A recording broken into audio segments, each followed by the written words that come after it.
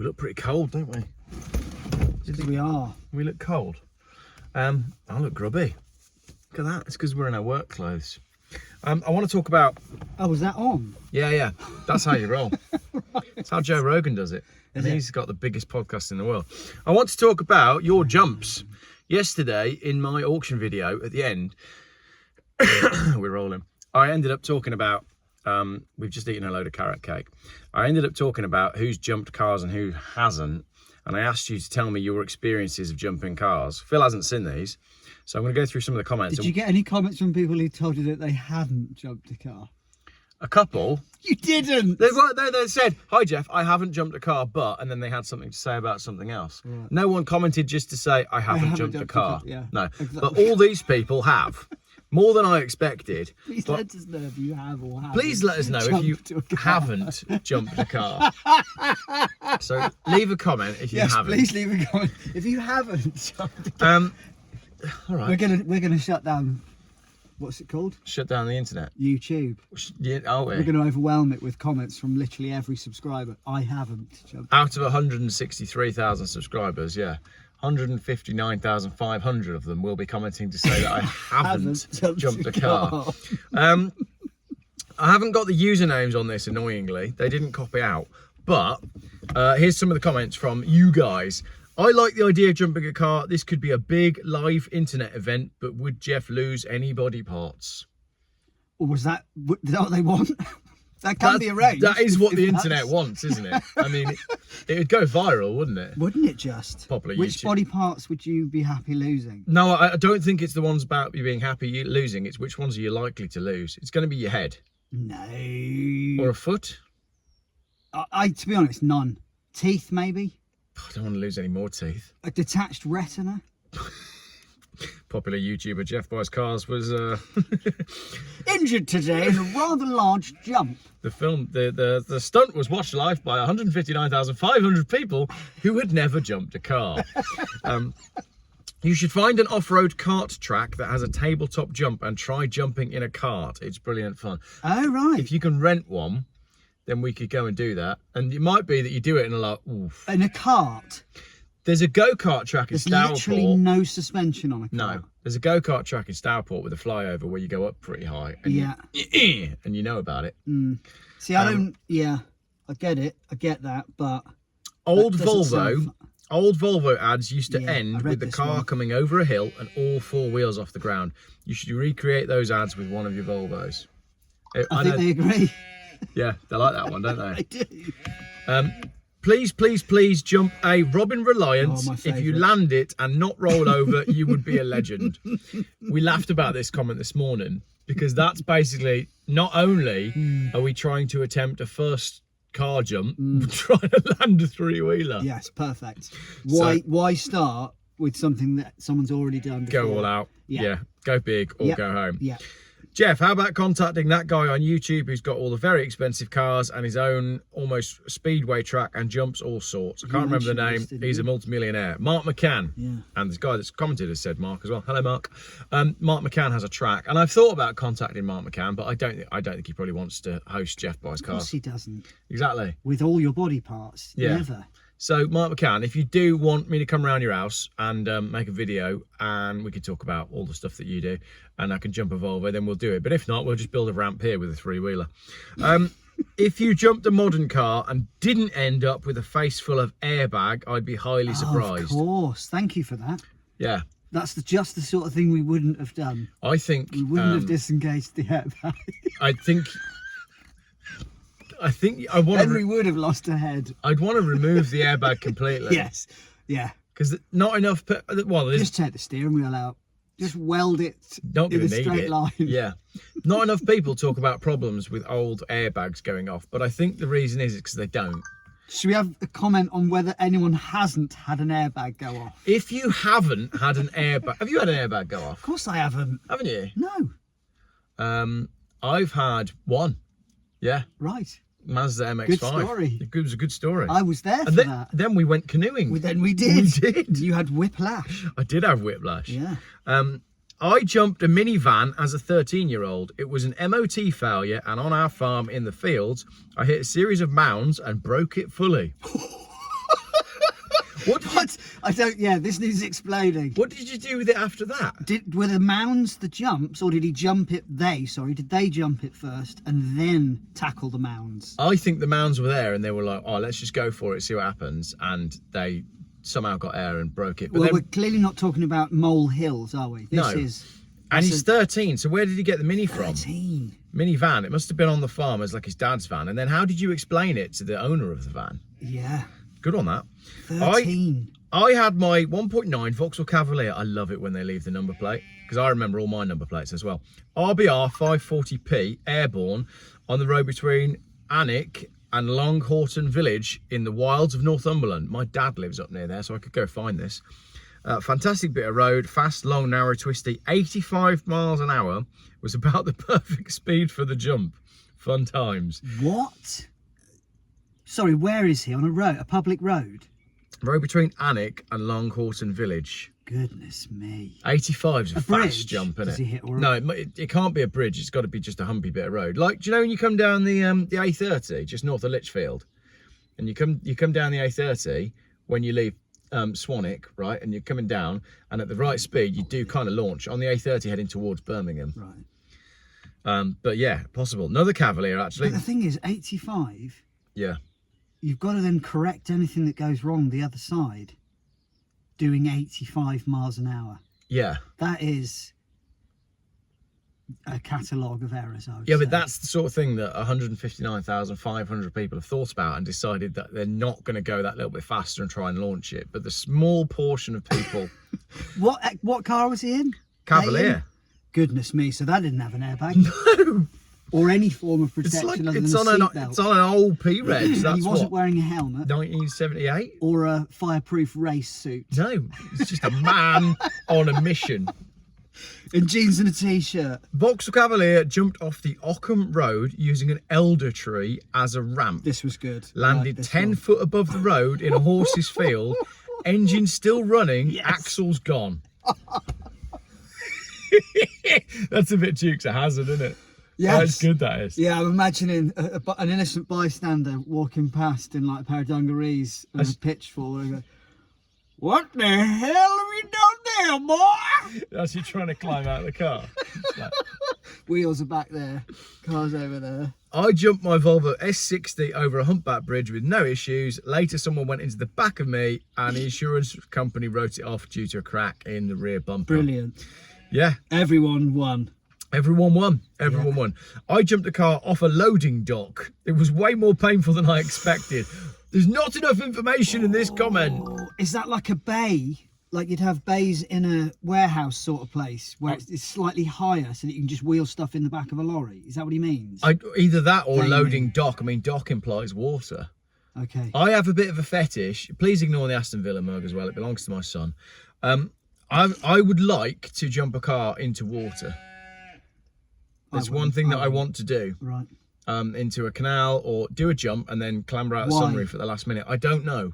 Okay. It's just something I've always wanted to do. Like, I've thought about it a lot. Do you remember my Peugeot 306, the one that you jumped? I remember a video of you attempting to do a drive in one of your, probably a Land Rover, something, Range Rover, through a puddle Yep. last year or the year before. Yep. And you instructed your wife Yeah. before going in, Yep. windows down, windows down. Yep. And it was just a hilarious moment where your wife thought she was just on a fun trip to the shops or something. Yeah. And you turned it into a life or death situation. I've watched a lot of fail videos on YouTube to do with off-roading and cars. I love it. So I Yes, see. it was the right thing to do, but it was just hilarious that your wife went from Oh no, she had no pleasantly idea. sitting Yeah. next to you to suddenly being involved in, you know, an epic moment. An epic shenanigan. And then it was absolutely fine, wasn't it? It was absolutely It was fine. just The me Range Rover was in a solid. puddle. The locals didn't appreciate that I'd driven through it though. Oh really? They hadn't gone through.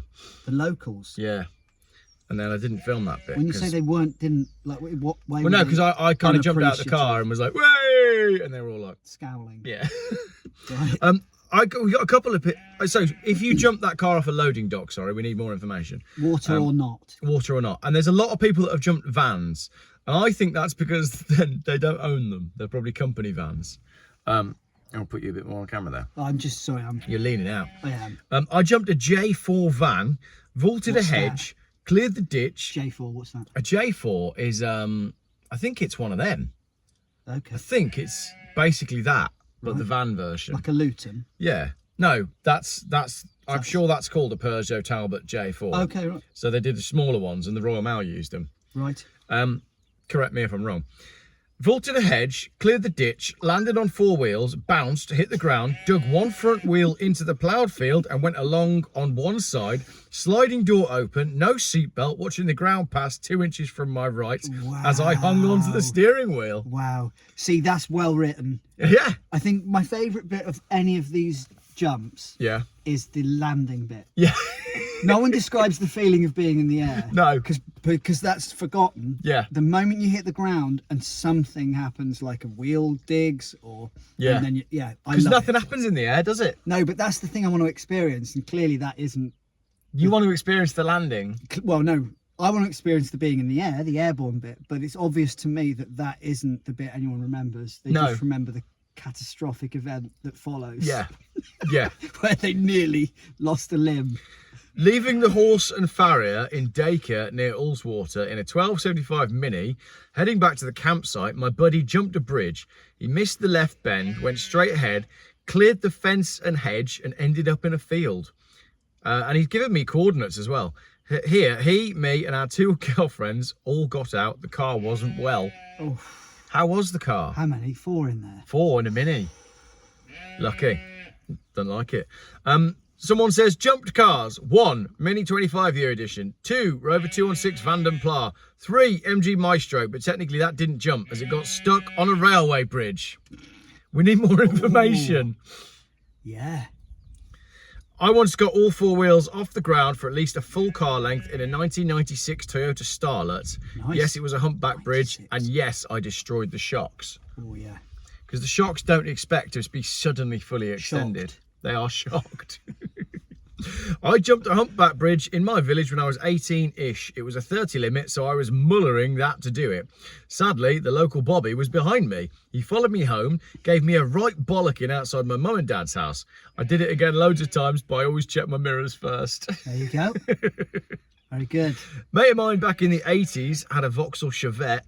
He was bombing around the local country roads when he hit a humpback railway bridge. Apparently, he took off, managed to stay in line, but when he landed, he snapped both the sway bars, front and rear. There you go. It's the landing again. Yeah. It's not the high speed that kills you. No. It's the very sudden stop. Yes, we need to mark this down. Yeah. Here's a good one. I have experience of jumping a Volkswagen LT35 van. That's big. Yeah. That's like 3 meters It's wide. bigger than a bay window van. Over a humpback bridge at about 70. I got lots of air. I came out my seat and I was standing over this.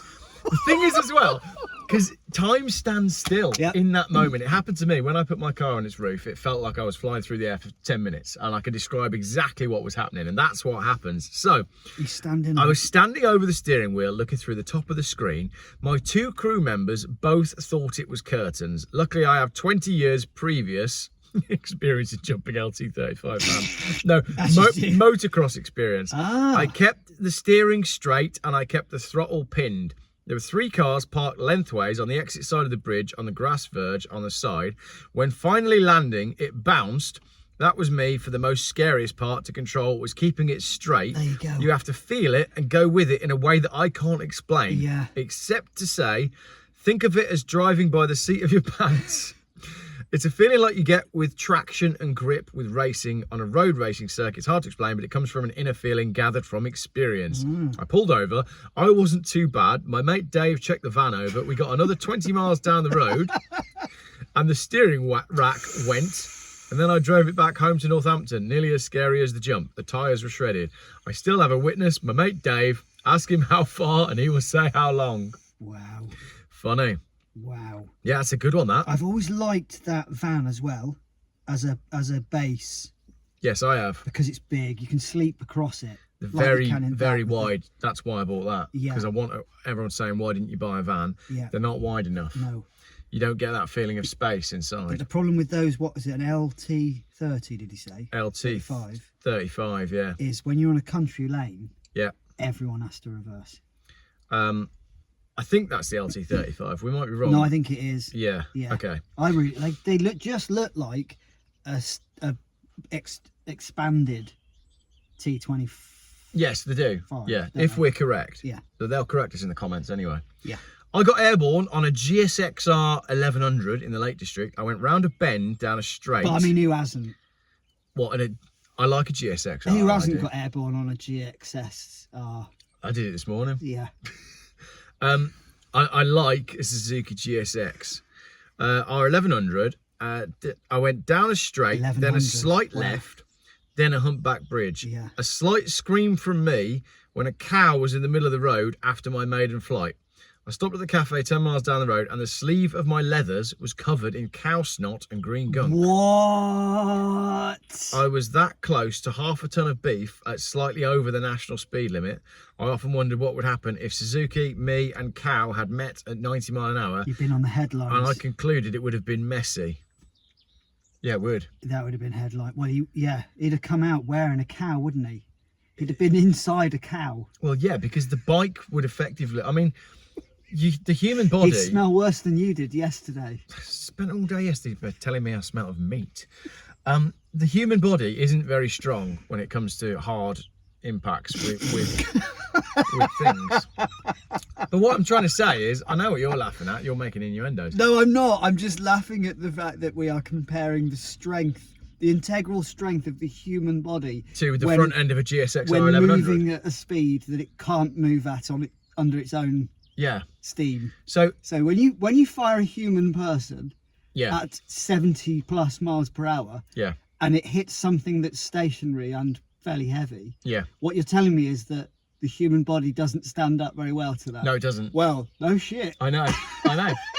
But what a terrible design! My question now is, right, if you had a Suzuki GSX-R 1100, and we don't know what year it was, and a cow, and 90 mile an hour, how far... 90? Well, yeah, because he says he's going above the national speed limit. So if... Oh, I see. So if above the national speed limit, if a GSX-R 1100 hit the middle of a cow at 90 mile an hour, how much does it go through the cow? Does it go all the way through? Well, and there's only one way to find out, listeners. But you're up quite high on the bike. Can you send a comment in if you have or haven't been through a cow on a motorbike? I think the thing is, though, the minute you hit the cow, you're coming off the handlebars because of the sudden stop. So Captain Obvious again. Yeah. So you're over the cow. Right. Further away. Yes. The bike has slowed down, but he's still progressing through the cow. There's a chance that not only... I'm going to put my neck out here. And he's definitely put his neck out. Say that I think the cow would absorb the motorbike. See, this is the bit that I don't know. Because if it doesn't, right, there's a chance that because of the way the speed works... Think about hang on, you go over the cow, right? Yeah. Bike goes through the cow, runs you over. Think about a bullet. Yeah. Good. Oh, yeah, good point. No. They don't go through people always, do they? And a cow's quite a lot. It's quite and dense. This is bigger than a bullet. It's got 7 stomachs. It's quite a lot bigger than a bullet, a GSX-R 1100. And the 7 stomachs in line, has it recently But eaten? it's an awful lot heavier and therefore carrying a lot more inertia. But it's going a lot slower than a bullet. How fast does a bullet go? Oh, now we're asking. Answers 300 mile an hour? No, it's more than that. Is it? I don't know. We've got 5 more to go. A Mercedes 814, 7.5 ton truck, launched at 60 mile an hour over a humpback bridge. Somehow both me and the truck survived. A truck. Oh, sorry, like a pickup or a lorry? It's hard to know in the UK, isn't it? Entertain the viewers. Oh, now you're really putting me. Mercedes 814. Yeah, it's a truck. It's a light duty commercial vehicle. 7.5 ton truck. Wow. All right, so it is a truck. It's not an Arctic, but it's a small truck. Arctic? No, it's not an Arctic. Shut up. Arctic. Is it whatever. Anyway, you're interrupting this man's story. Sorry. Launched at 60 mile an hour over a humpback bridge. Somehow both me and the truck survived. My driver's mate, on the other hand, after hitting the roof of the cab, he was then inserted bottom first into the footwell and was slightly hysterical, but was okay after that. My entire load of paint was destroyed, and no matter how many times I explained to my boss, must have cost a fortune. It was due to having to brake to avoid someone pulling out in front of me. He didn't believe me. We don't. Well, yeah. Hopefully he's not listening or has passed. Yeah. Back around 1970, going down a B road in an 850 Mini, doing 60 mile an hour. Ahead was Humpback Bridge sign. I thought there's no Humpback Bridge. Yeah. That's like me with road closed signs. Them signs, eh? That was till I reached the middle of the bridge. The canal under the bridge was cut into the side of a valley, so the landing was well below the takeoff side. You had the sense of floating till the wheels made contact with the road again. It was one of the hydroelastic Minis, so on landing there was no suspension. The rubber pad under the seat went down till it reached the floor and stopped dead. At this point, your backside also hit the floor, bringing tears to the eyes. At this point, problem 2 came to light. The road drops away down the hill and turned a sharp left, feet between trees, and you're still doing 60 mile an hour. Fortunately, the Mini can corner. Wow. That's a good one. Yeah. You'll like this one, Phil. Coming back from southern Germany in a TL6 with a hard top and a roof rack carrying all our camping gear and a heavy wooden canoe on the roof on a TR6 Triumph. Yeah. The rest of the car was packed. What do you mean the rest of the car? There is no rest of the car. Packed with duty-free beer and wine. Racing for the ferry at Calais, all 4 wheels left the ground over a sharp humpback bridge. TR6s have a reputation for a weak rear end, and we seem to float through the air for seconds, while I visualised the catastrophic landing in my head. Fortunately, we landed fine and got to the ferry on time. That was 30 years ago. I've just bought myself another TR6, as I have a soft spot for them. I hope you also bought a wooden canoe. Do you reckon a TR6 is on leaf springs at the back? I don't know. Is it that old? It might well be. Answers in the comments. We have a local humpback railway bridge in Sunderland, 2 minutes away from the garage I used to work at. So it was, of course, the official road test route. Oh yeah, I bet there's some stories there. Everything got airborne that we serviced. Everything. I just drop your car off for a service and looking at the dash cam. I'm imagining them all of the staff looking at each other when something got dropped off going, my turn. We're like racing to get the keys. Yeah. There'd be like an unofficial staff record as well, wouldn't there? Yeah.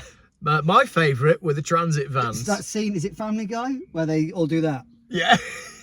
Yeah. Warning, never... This guy's experience, he's giving us a warning as to what not to do in midair. Now, that's the first one that we've seen like that. Good. Never press the brakes in midair. Yeah. Well, they're not going to work, are they? You will... No, but it's when... Again, it's when you land. Yes. You will bounce onto your roof. Right. Right. And yes, one new starter did that in a Bedford CF Vauxhall's transit van. He ended on the side with his right arm skinned to the bone, and the sack when he came into work with his sick note. Heavy. That's pretty heavy. Yeah.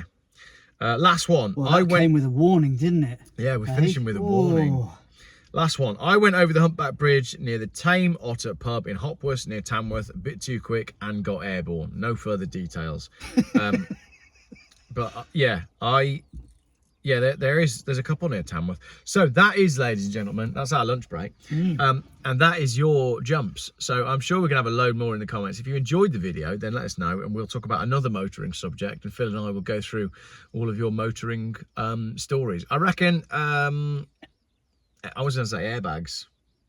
We've already mentioned it, but yeah, and also if they're very keen, we will carry out an experiment where we see whether a Kawasaki, Honda GSX-R 1100, Suzuki, the GSX-R 1100 does make its way through a cow. I'll get on eBay and I bet the bike's cheaper than the cow. On that note, viewers,